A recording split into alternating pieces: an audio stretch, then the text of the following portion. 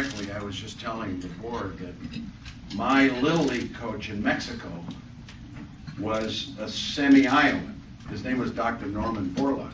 When he had his Green Revolution in AID in Mexico. And I remember the great legacy that Iowa's had in the Green Revolution, feeding the hungry, feeding the world. And obviously that is a legacy that needs to return, because as you know, our foreign aid programs have shifted in other directions. I want to thank I want to thank Dr. Goodson for that great introduction.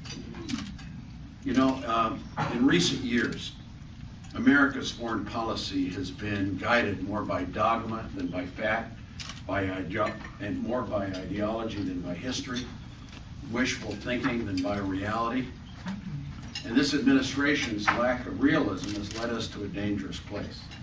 In an era of terrorism, they've squandered our military power, undermined our diplomatic leverage, and hurt our treasury. They've emboldened our enemies, isolated us from our friends. They've confused our moral compass and compromised our national security. We need in our foreign policy to take a different path. A path that is based on reality, not unilateralist illusions. A path that understands that the gravest dangers that threaten us today do not only threaten us, but that therefore they need to pursue, as a nation, we need to pursue our national interests. Meet these challenges we must in the future. Change our policy and work with our friends, and find ways that we can negotiate our differences. This is a path not of hard words, but of a different path. A path of moral strength, not pious judgments. A path of strong diplomacy, backed up by a strong military and strong alliances. This is a path of American leadership, and I believe that an axis of reason rather than an axis of evil to confront urgent global problems. I believe that the President doesn't understand that success in foreign policy requires both a strong military and smart diplomacy, because diplomacy without power is weak, and power without diplomacy is blind.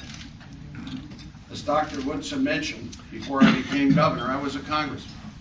I was America's ambassador to the United Nations, Secretary of Energy. And in the last 15 years, I've led many diplomatic missions where I've stood toe-to-toe with some of the world's toughest customers, Saddam Hussein, the North Koreans, Castro, most recently the Sudanese leader Bashir. I've gotten all these tough guys to do what I wanted because I put away my disdain for them, and I talked to them. You need to know your enemy if you want him to cooperate. Talking to people is no guarantee of success, but refusing to talk to them is usually a precursor to failure.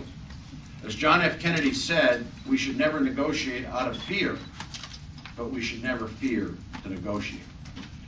In this election, some candidates are running as a candidate of change, others as the candidate of experience. And I believe that this country desperately needs both. I believe that I am qualified to deliver on both. My vision today on American foreign policy is born from my deep and broad experience. Yet I've been out of Washington for 5 years. That's a plus. Pursuing aggressive change far away from the beltway's partisan gridlock. And you watch it every night. Nothing gets done. And during that time, I've continued my overseas missions, negotiating with the North Koreans 3 times, and President of Sudan, al-Bashir, twice. In North Korea, 4 months ago, I secured the release of the remains of 6 servicemen who lost their lives in the Korean War. And I helped push forward on a bipartisan basis the North Koreans towards a nuclear deal to shut down the Yongbyon reactor, which today, I think officially is shut down. And in Sudan, I secured the release of an American journalist, Paul Salopek, and his Chadian crew. We negotiated a very fragile ceasefire in Darfur that has since been violated. But I've been called the only governor with a foreign policy. That's supposed to be fun. So I've gotten the experience and record of accomplishment to make real changes. Senator Bell also told me this is interesting statistic about Iowa. and that is that you have more passports per se than any other state. That means you're an internationalist, and you should like my jokes. To restore America's leadership, we need to reject dogma and embrace a new realism in our foreign policy, an enlightened and ethical realism for the 21st century, a realism that looks at the world through cool eyes, but is also inspired by principles. With courage and strength to act when necessary, America is a great nation that knows how to defend itself. As president, the security of this country would be my highest priority. But we must defend ourselves with what is most effective when we lead others, moral leadership. It has been our willingness to seek and find common ground and mutual interest with others, which has been the key to our long-standing relationships. Truman and Eisenhower understood this. They understood that defending Europe and ourselves from the Soviets required a strong military. But they also understood that we could not lead our allies if they did not wish to follow. These and subsequent American presidents knew the importance of moral leadership. Our remarkable military and our prosperous economy gave us the power to lead, but our commitment to human dignity, including our willingness to struggle against our own prejudices, inspired others to follow. So if America is to lead again, we need to remember this history. We need to rebuild our military, increase the size of our army, revive our alliances, and restore our reputation as a nation which respects international law, human rights, and civil liberty. My new realist vision for relaunching American leadership in the 21st century will entail several steps. Here they are. First and foremost, we must repair our alliances. This means restoring respect and appreciation for our allies, like NATO, and for the values which unite us. We must affirm to the world that we're rejoining the international community and ready to lead. We must renew our commitment to international law and multilateral cooperation. This means expanding the UN Security Council to reflect international realities. And it means ethical reform at the UN so that this vital institution can meet the challenges of the 21st century. It means more third world debt relief and a World Bank focused on poverty reduction. It means shifting aid from loans to grants for the poorest countries. It means reviving the Doha trade talks and seeking agreements which seriously address wage disparities, worker rights, and the environment. It means an IMF that is more flexible regarding social safety nets and which has the resources to protect the international economy from financial panics and shocks. And it means respecting the Geneva Conventions and joining the International Criminal Court.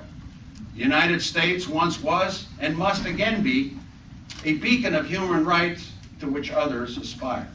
This means renouncing torture as a tool of our foreign policy.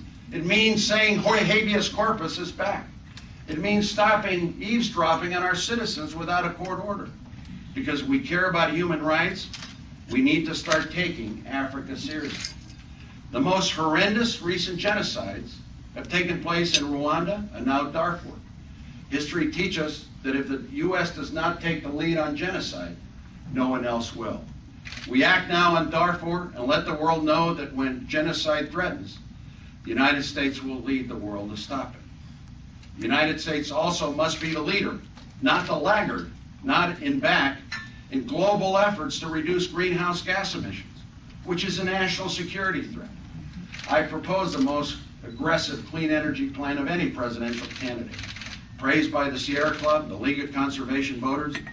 Read it at www.richardsonforpresident.com or in my book, Between Worlds, Phantom, $28.95. We must lead the world. We must lead the world with a man on the moon effort to improve efficiency and to commercialize clean alternative technologies. We must cut our fossil fuel consumption and greenhouse gas emissions drastically and rapidly and get others like China and India to follow on a sustainable energy future. We must rejoin the Kyoto Treaty, then upgrade it to dramatically make up for lost time. Again, America must lead. We need also, number two, to talk to people.